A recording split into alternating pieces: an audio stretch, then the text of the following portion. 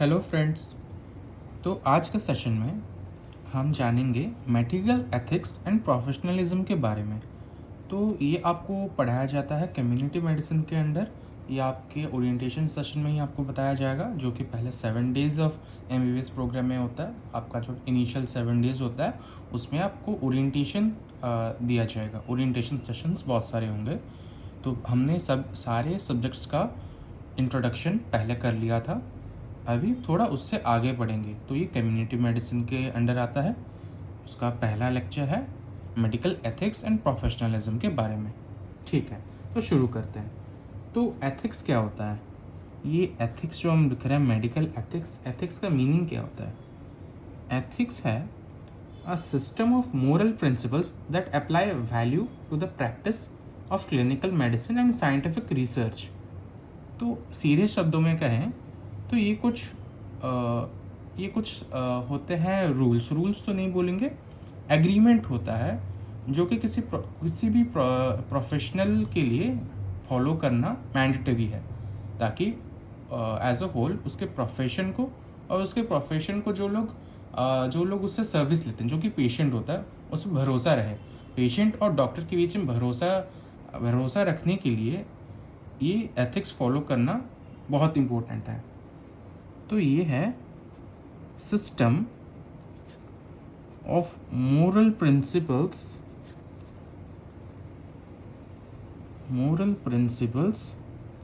That apply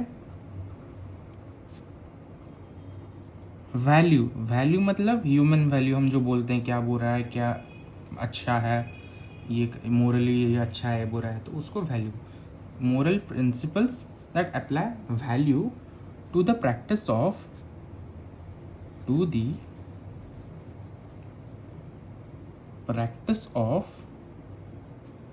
clinical medicine and scientific research.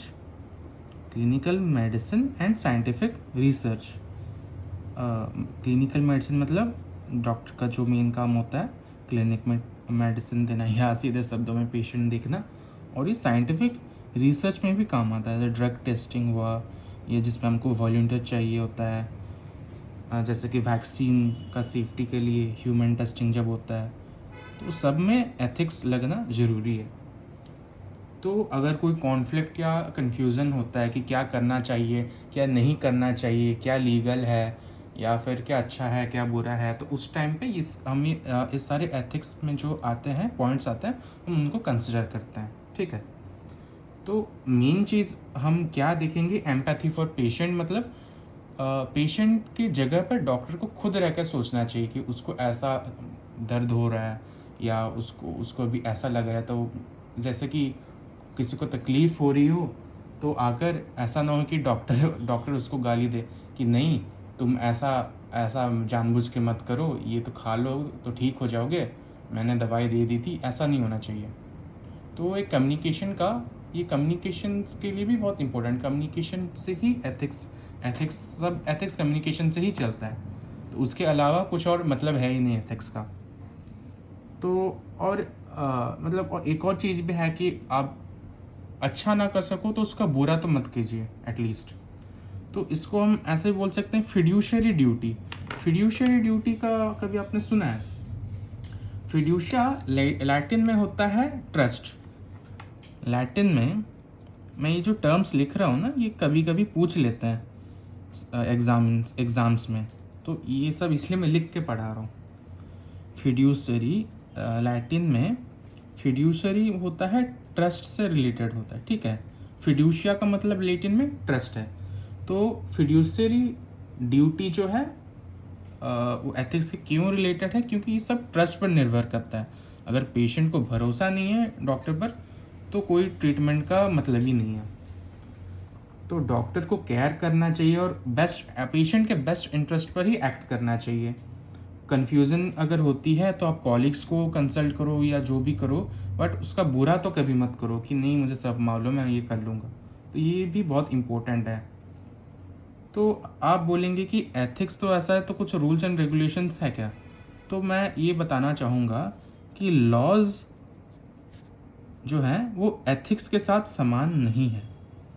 ठीक है, ऐसा कोई लीगल बाइंडिंग नहीं है एथिक्स हैं जो वो लीगल बाइंडिंग नहीं होती है, ठीक है।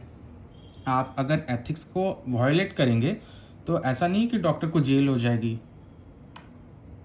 ये एथिक्स इसीलिए है ताकि प्रोफेशन को मदद मिल सके एज अ होल। दुनिया में जब हम डॉक्टर के बारे में सोचते हैं ना, कुछ अच्छा इमेज बने, इसीलिए एथिक्स हम फॉलो करते हैं। तो जैसे लॉ है, तो अगर ऐसा अगर आप वायलेट करते हैं तो उससे पनिशमेंट मिलती है।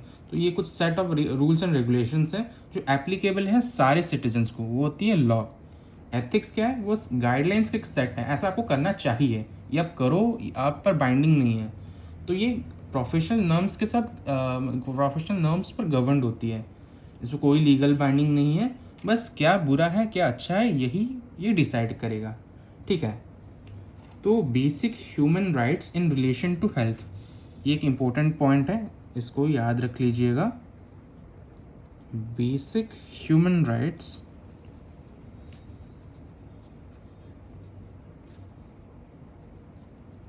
इन रिलेशन टू हेल्थ, ठीक है।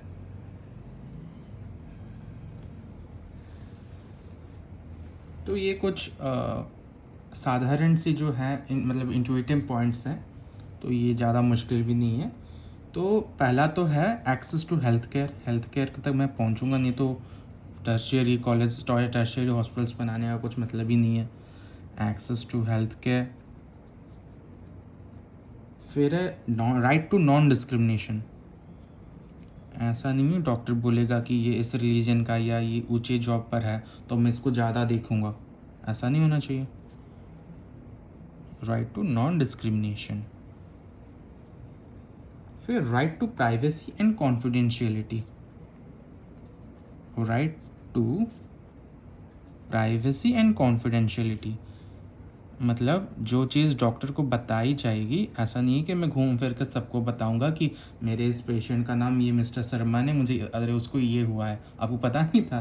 तो ऐसा जो ना कभी किसी को बोलना नहीं होता कि अगर ज़रूरत नहीं पड़ेगी, क्योंकि अच्छा एक और इसमें एक ब्रीच आती है ना, तो ब्रीच इन सर्टन सिचुएशंस, इस रूल पर कुछ जगह पर ये एप्लीकेबल नहीं होता, ये लाइन जो प्राइवेसी एंड कॉन्फिडेंशियलिटी है। जैसे कि समझो कि किसी पर्सन को HIV हुआ है या एड्स हुआ है, मतलब वही STD हुआ है, सेक्सुअली ट्रांसमिटेड डिजीज़ हुए हैं, तो उस टाइम पे उस पर्सन के स्पाउस को, मतलब उसके हस्बैंड या वाइफ को बताना कि उसको ये बीमारी है, ये बहुत ज़रूरी है ताकि ये बीमारी ज़्यादा ना फैले। तो और ऐसा भी हो सकता है कि किसी माइनर का प्रेगनेंसी हुआ है, तो pregnancy in under as patients, तो और उसका फिर MTP भी कराना है। MTP मतलब medical termination of pregnancy, abortion जिसको बोलते हैं, तो वो भी उस माइनर के पेरेंट्स को बताना भी बहुत ज़रूरी है। तो इस टाइम ऐसे सिचुएशंस पर आपको ये रूल ना फॉलो करे तो चलेगा। फिर एंड में आता है right to environment. Right to environment that's not harmful to health and well-being. Right to environment that is not harmful for health and well-being।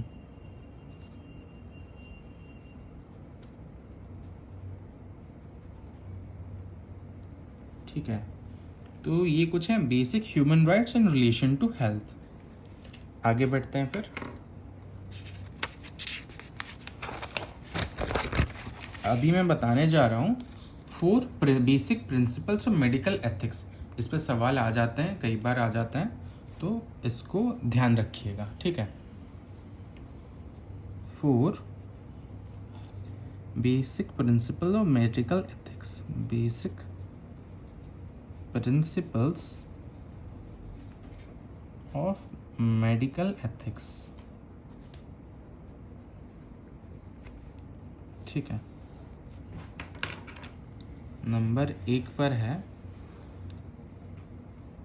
Principle of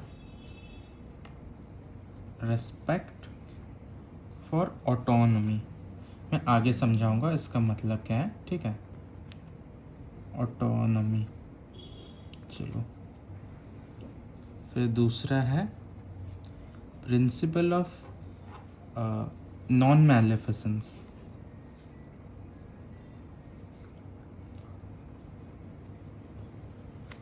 फिर principle of justice. Fourth, principle of beneficence. तो आपको ऐसा आ जाएगा कि 4 basic principles of medical ethics बताइए, तो आप ऐसा 1 principle of respect for autonomy, उसके बाद फिर कुछ उसके बारे में लिखेंगे 2, 3, 4 ऐसा करके उसके नीचे थोड़ा थोड़ा लिखते जाएंगे। तो ये क्या है, तो इसके नीचे क्या लिखना है और उसके साथ ही उसको समझते हैं कि ये क्या है। तो पहला है principle of respect for autonomy. तो रेस्पेक्ट फॉर ऑटोनॉमी है ना,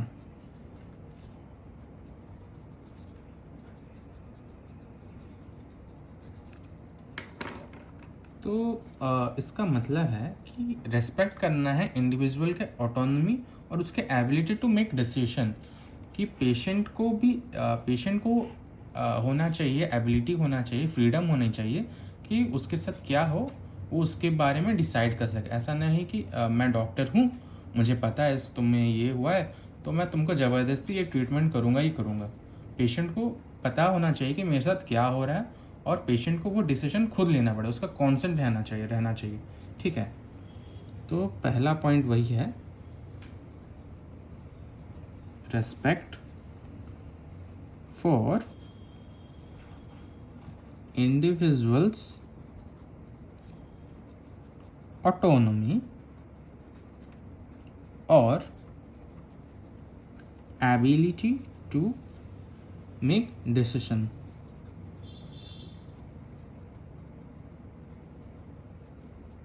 दूसरा पॉइंट है patient has capacity to act intentionally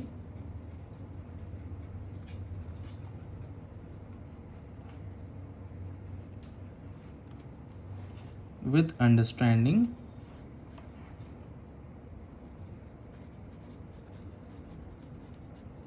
उसको समझ भी होना चाहिए कि वो क्या कर रहा है, एंड विदाउट कंट्रोलिंग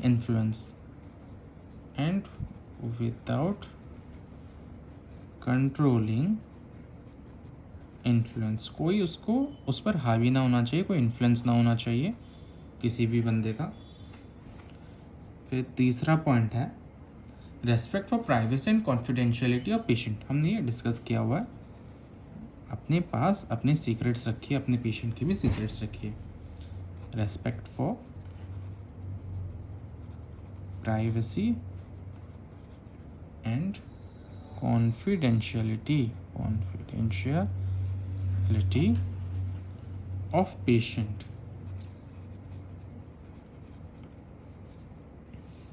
फिर नेक्स्ट है need to provide sufficient information to make informed choice. तो पेशेंट को नहीं पता है कि मुझे कैसा ट्रीटमेंट चाहिए, इस ट्रीटमेंट से मेरा क्या होगा, उस ट्रीटमेंट से मेरा क्या होगा। तो डॉक्टर का ड्यूटी भी ये होता है कि उसको एक्सप्लेन करे जितना हद तक वो समझ भी सके कि उसके इस ट्रीटमेंट का नतीजा क्या होगा। बुरा है तो बुरा बताओ, अच्छा है तो अच्छा बताओ। ठीक है, तो इसका है नीड टू प्रोवाइड, ऐसा लिखते हैं, नीड टू प्रोवाइड मतलब हमको प्रोवाइड करना है, डॉक्टर्स को प्रोवाइड करना है सफिशिएंट इंफॉर्मेशन। किसको देना है, पेशेंट को, ताकि वो अपना डिसीजन खुद ले सके, to make an informed choice.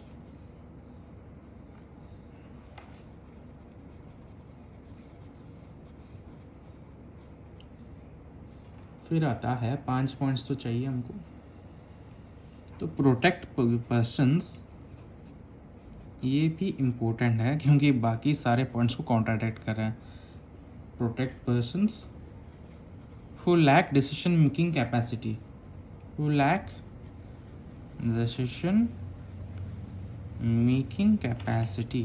कोई बंदा सीरियस हो, कोई बंदा अपना डिसीजन अपने उस हाल में लेने के लायक नहीं हो, अभी मेंटल बीमारी हो या इतना इंजर्ड है कि कुछ बोल भी नहीं पा रहा हो, या फिर ऐसा है कि कोई कंट्रोलिंग इन्फ्लुएंस उस पर है, हावी हो रहा है, कोई दूसरा आदमी या पर्सन जो भी है उस पर उसको गलत चॉइस उस पर दे रहा है, उसको लेने के लिए मजबूर कर रहा है, तो उस टाइम पे ये आपका ड्यूटी होता है कि आप प्रोटेक्ट करें ऐसे लोगों को और उनको एक अच्छे डिसीजन लेने में हेल्प करें।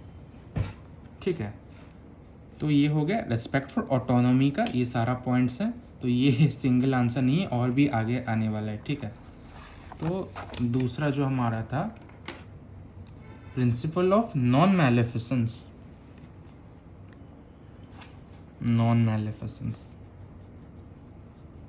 मैं ये हाथ से लिख रहा हूँ ताकि आपको भी साथ में नोट्स बनाने का फ़ायदा हो, आपको इजी हो। मतलब ऐसे तो स्लाइड पर दिखाने का कोई मतलब ही नहीं रहता, क्योंकि हमें भी कोविड था, हमको भी पता है कि ऑनलाइन पढ़ना ऐसे ही बस देखते रहना कितना बोरिंग होता है, और उसके साथ एक फ़िज़िकल क्लास का भी हमको फील होना चाहिए। ठीक है, टीचर साथ में लिखे, हम भी नोट्स बनाए साथ में, उसमें भी मज़ा आता है। तो दूसरा है नॉन मैलेफिसेंस, प्रिंसिपल ऑफ नॉन मैलेफिसेंस। तो उसमें हम पॉइंट क्या लेंगे,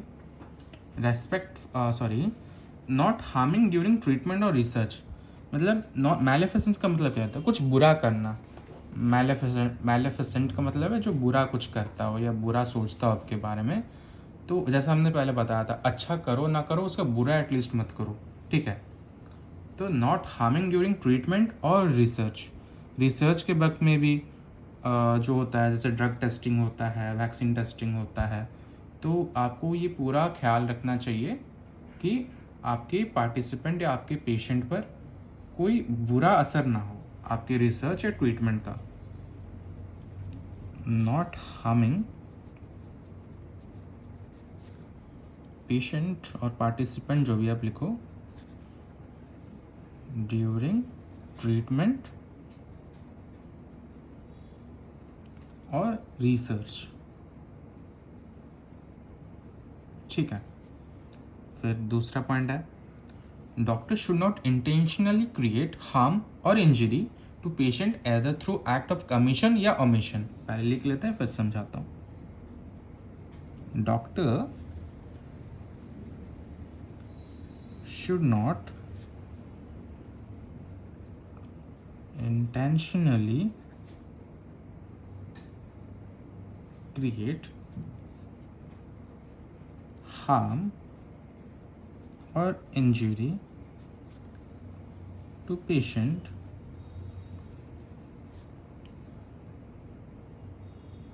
either through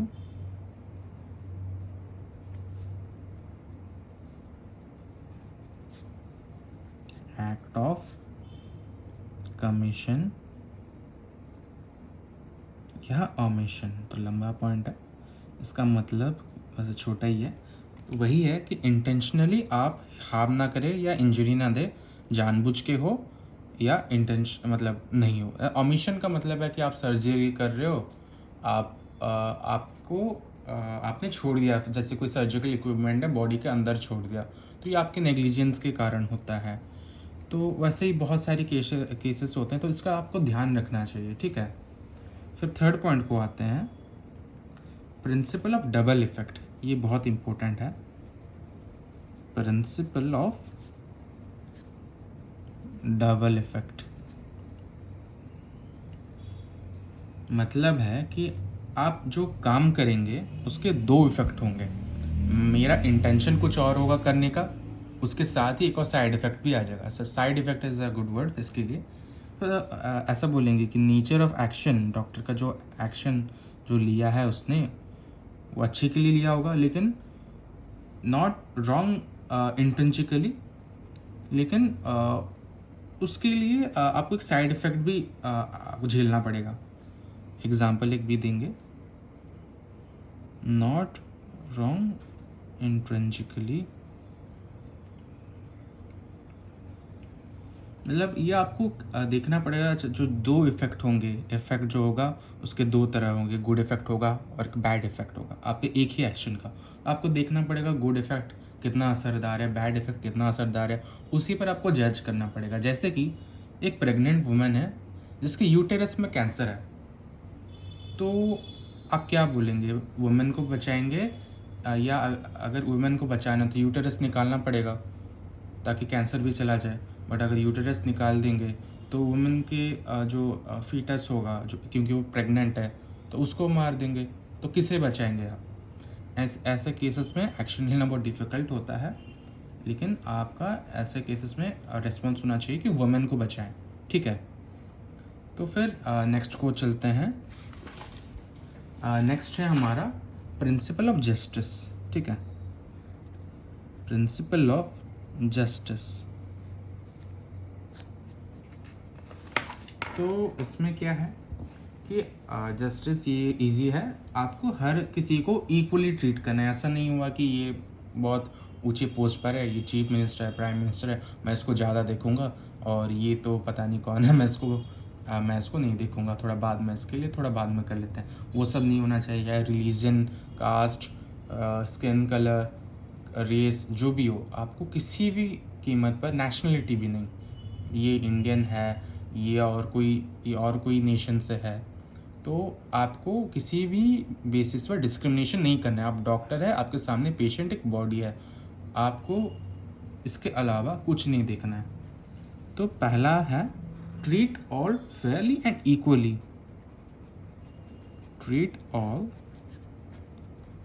Fairlie and equally. ये आपके डॉक्टर के प्रोफेशन में काम है और इसका काम आपके दैनिक जीवन में भी आएगा। फिर strive to provide minimum level of health care for all citizens regardless of ability to pay. सबके लिए हेल्थ केयर का बंदोबस्त होना चाहिए, रिगार्डलेस किसके पास कितना पैसा है। ठीक है, तो strive to provide minimum level of health care. ऐसा नहीं है कि हर गांव में मल्टी स्पेशलिटी हॉस्पिटल खोलेंगे, जितना हो सके एटलीस्ट उतना करो अभी के लेवल पे। Minimum level of health care for all citizens regardless of ability to pay, regardless of ability to pay। ठीक है, तो फिर fair means allocating scarce resources. जैसे कि कोविड के दौरान ऑक्सीजन सिलेंडर का मामला था, तो आपको फेयरली सबको सब चीज़ देना है। किसी उस दौरान में भी आपको कोई भी प्रकार का डिस्क्रिमिनेशन नहीं करना है। तो fair means of allocating scarce resources. Scarce मतलब जो कम है, स्कार्स रिसोर्सेस, उसको हर एक को सही प्रोपोर्शन में, सही मात्रा में देना है। ठीक है, ओके। तो फिर हम आते हैं लास्ट पर, प्रिंसिपल ऑफ बेनिफिशंस। ठीक है, जो कि है प्रिंसिपल ऑफ बेनिफिशंस। इस पे ज़्यादा नहीं है कुछ। प्रिंसिपल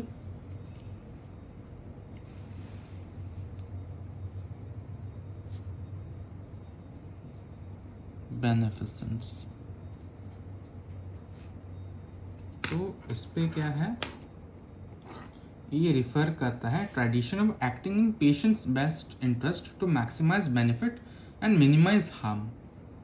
ठीक है, वही चीज़ है, आपको पेशेंट के बेस्ट इंटरेस्ट में ही काम करना है, आपको उसका बेनिफिट ज़्यादा देखना है, अपना बेनिफिट बाद में। अपना कोई सेकेंडरी मोटिव मत रखो, पहले पेशेंट को अपने सफरिंग से कैसे मुक्त कराओगे वो समझो।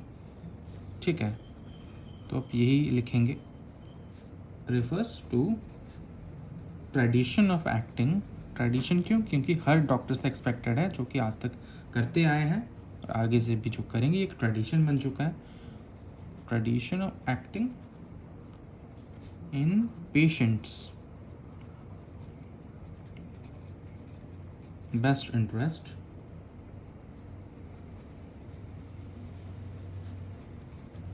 to maximize benefit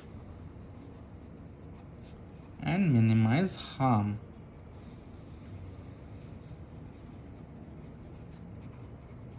ठीक है, तो इतना आपको ये एक पूरा आंसर है, आप देख सकते हैं। आपको यहाँ से शुरू करना है, रेस्पेक्ट फॉर ऑटोनॉमी, आपको हर एक हेडिंग देना है, उसका कुछ पॉइंट्स लिखना है।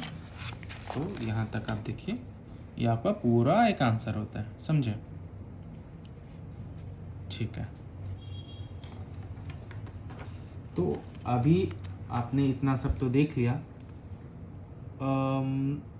ठीक है, आपको एथिकल डिलेमा के बारे में पूछता हूँ, ठीक है? ओके, तो क्वेश्चन ये है, आपको ये भी पूछा जा सकता है, ध्यान से सुन लेना।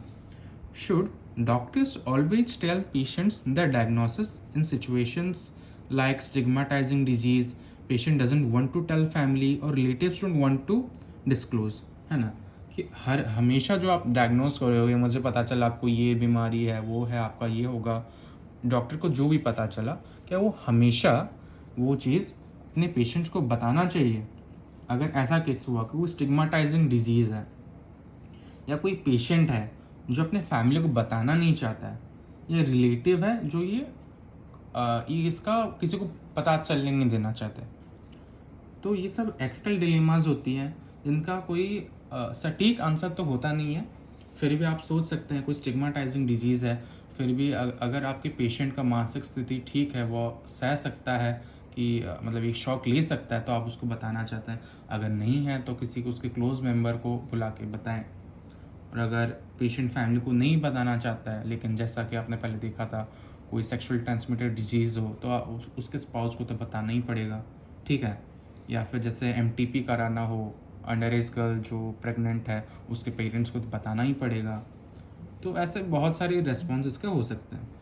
अच्छा, ठीक है, तो एक और भी आप केस ले सकते हैं कि एक डॉक्टर है जिसका सीरियस अल्टरकेशन हुआ इंस्पेक्टर वाई के साथ। मैं ये लिख लेता हूँ, ऐसे सवाल आपको पूछे जा सकते हैं, ठीक है? Case,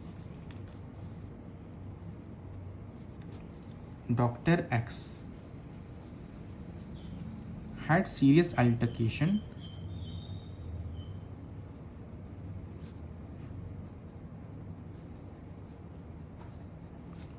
with inspector Y. एक पुलिस इंस्पेक्टर है वाई, जिसका डॉक्टर एक्स के साथ बहुत झगड़ा हुआ था। 6 महीने बाद, आफ्टर 6 months, वाई जो कि पुलिस इंस्पेक्टर है, with his son comes to OPD with his son who has mild asthmatic attack. अच्छा, माइल्ड का मतलब ये नहीं कि उसमें कुछ ज़्यादा नहीं होता है, ये भी बहुत भयानक है। तो ये उसी OPD में आता है जहाँ डॉक्टर एक्स काम करता है, ठीक है? तो what should x do? Doctor x को क्या करना चाहिए? आप कैसे बोलेंगे, अरे तू तो मेरे साथ झगड़ा किया था, मैं अभी तो ट्रीट करने नहीं वाला, जो करना है कर, ऐसा नहीं करना है। ये तो ऑब्वियस ही है, आपको हर पेशेंट को, जो हमने एथिक्स पढ़ा, सबको फेयरली ट्रीट करना है, ठीक है? पेशेंट को पेशेंट की तरह देखना, नो डिस्क्रिमिनेशन, जो भी हुआ हो। और अगर ये होता है कि इंस्पेक्टर वाई रिलेक्टेंट है अपने सन को एक्स से ट्रीट करवाने का, अगर वाई जो इंस्पेक्टर है वही नहीं चाहता हो कि डॉक्टर एक्स उसके बेटे को ट्रीट करें, लेकिन उसके बेटे का अभी हालत सीरियस है, तो इस टाइम पर आप वो principal of respect for autonomy को फॉलो नहीं कर सकते, ठीक है? आप देखे हैं पेशेंट सीरियस, आप मैंने जो बोला था ब्रीच के बारे में, आपको 2 एग्जाम्पल दिया हुआ था, ठीक है?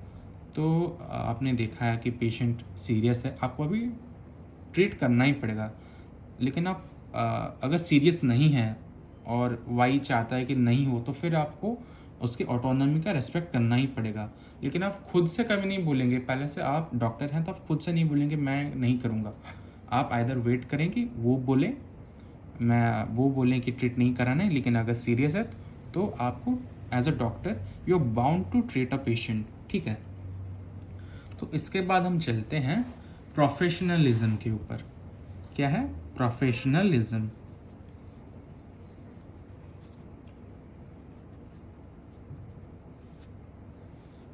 प्रोफेशनलिज्म क्या है? ये जो कॉम्पिटेंस है या कोई स्किल है जो किसी भी प्रोफेशनल से एक्सपेक्ट आप करेंगे। मैं डॉक्टर हूँ, मुझसे इतने लेवल ऑफ स्किल्स मुझसे एक्सपेक्टेड है। मैं अभी एमबीबीएस डॉक्टर हूँ या फिर मैं स्पेशलिस्ट हूँ, तो या फिर मैं लॉयर भी हूँ। अलग अलग प्रोफेशन का अलग अलग कॉम्पिटेंस हम एक्सपेक्ट करते हैं, ठीक है। तो वही है। ये भी लिख लेते हैं, ये इसका पूछा जाएगा शायद नहीं, फिर भी रिस्क नहीं लेना है। कॉम्पिटेंस और skill expected of a professional या प्रोफेशन, जो भी बोलो।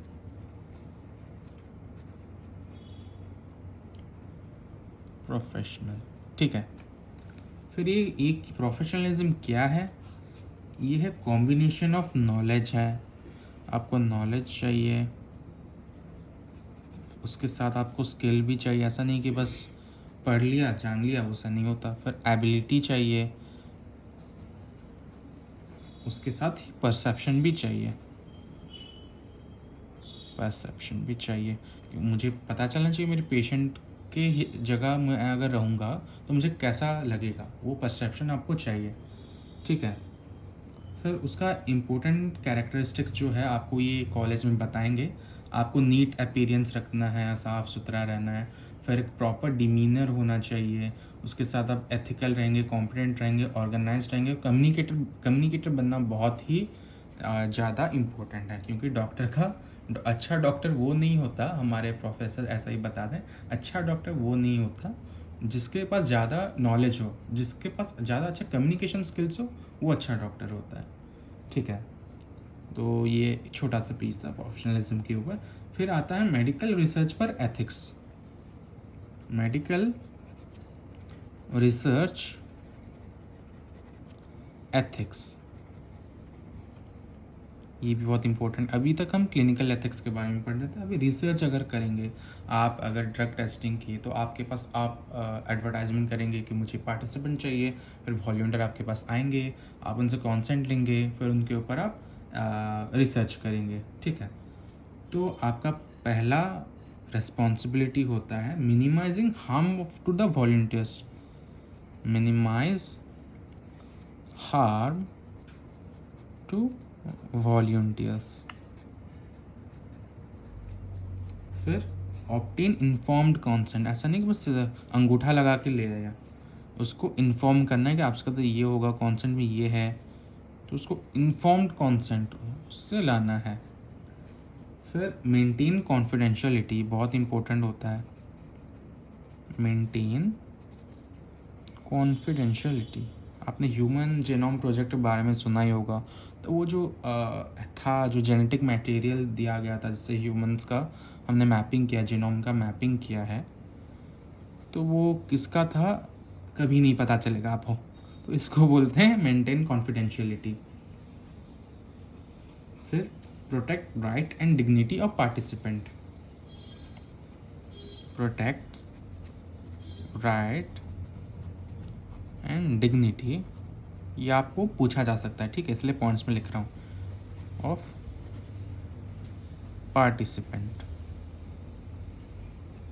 उसके बाद है principle of respect, beneficence and justice.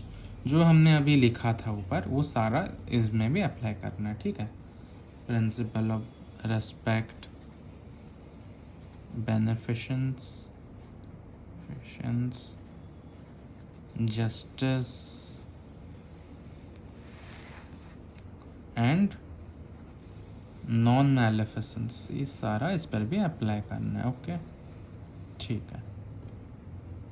Okay, फिर है participant should know their rights.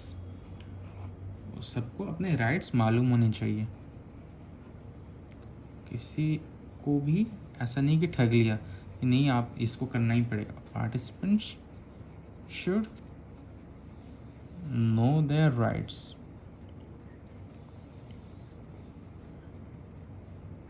क्या है ये राइट्स, क्या क्या है? मतलब मेन जो है वो है कि टू एब्सटेन फ्रॉम रिसर्च, मैं जब चाहूँ तब छोड़ सकता हूँ रिसर्च को। ऐसा नहीं कि मैंने अपना कॉन्सेंट दे दिया तो मुझे एंड तक सहना ही पड़ेगा, या जो सहना तो नहीं बोलेंगे, रुक कंटिन्यू ही करना पड़ेगा एंड तक।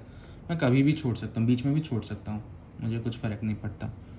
टू विड्रॉ कॉन्सेंट सेम ही है, मैं कॉन्सेंट जो दिया था मैं ये करूँगा वो करूँगा, मैं वापस भी ले सकता हूँ, मुझे नहीं करना भी, ठीक है, वो भी हो सकता है।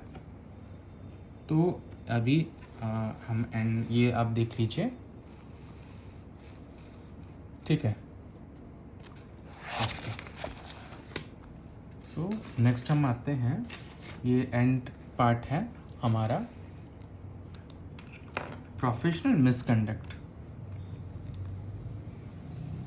ये आपको कभी करना ही नहीं है, ठीक है, इसलिए मिसकंडक्ट है, प्रोफेशनल मिसकंडक्ट। तो इसमें क्या क्या है? पहला, issue of false medical certificate होता है ना बहुत बार, एडमिशन के लिए फॉल्स पीएच सर्टिफिकेट दे दिया या एमटीपी सर्टिफिकेट दे दिया ऐसे ही, तो वो बिल्कुल गलत है। क्यों? ये तो ऑब्वियस रीजन से ही गलत है। Issue of issuing false medical certificate. फिर कवरिंग ऑफ फॉर अनक्वालिफाइड या अनरजिस्टर्ड असिस्टेंट्स, ठीक है, मतलब आपके कोई मेडिकल असिस्टेंट हैं, जूनियर्स हैं जो कि क्वालिफाइड नहीं है वो काम करने का, या रजिस्टर्ड नहीं है फिर भी कर रहे हैं, उनको कवर करने नहीं देना है। वो गलत करें या ना करें, आप भी अगर उनको छिपा रहे हो, आप भी उनके साथ ही इक्वली दोषी हैं। कवरिंग अप फॉर अनक्वालिफाइड या अनरजिस्टर्ड असिस्टेंट्स, आपको पता है तो इन्फॉर्म कीजिए। फिर कैनवासिंग डायरेक्टली या indirectly to promote private practice. ऐसा नहीं है कि आप गवर्नमेंट हॉस्पिटल में है, कोई आता है, आप उनको बोल देंगे मैं इतने टाइम फ्री रहता हूँ, इस टाइम से इस टाइम उस क्लिनिक को आ जाना, प्राइवेट क्लिनिक को आ जाना, मैं उधर ही मिलूँगा। वो बिल्कुल नहीं करना है। और इनडायरेक्टली इसलिए क्योंकि अगर पेशेंट के साथ कोई कंपनी करता है उसको आप डायरेक्ट करने की नहीं, उधर जाओ, तो वो नहीं करना है। आपको पैसा एज अ मोटिव नहीं रखना है, कहने का मतलब वही है। कैनवासिंग डायरेक्ट या डायरेक्टली या indirectly to promote private practice,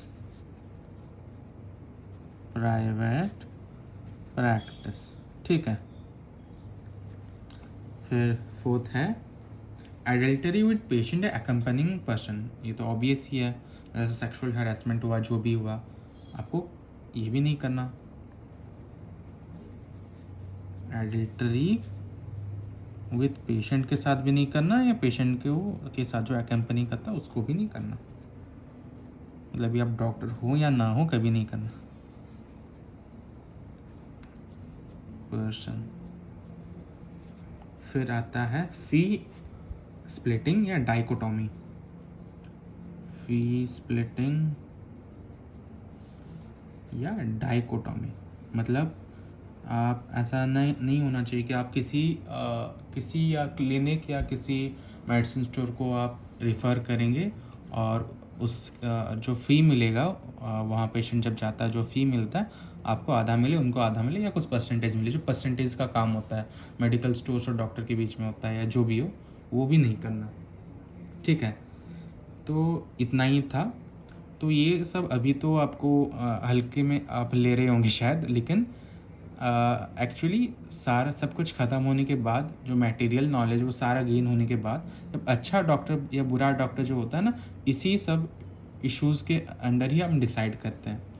तो इसको आप एग्ज़ाम्स के लिए चाहे ना पढ़ें, लेकिन इसको जहन में बसा के रखें कि ये इम्पोर्टेंट है, अपने लिए इम्पोर्टेंट है, एग्ज़ाम्स के लिए नहीं, हमारे लिए इम्पोर्टेंट है, सोसाइटी के लिए इम्पोर्टेंट है, ठीक है। तो नेक्स्ट वीडियो में मिलते हैं। Thank you, all the best.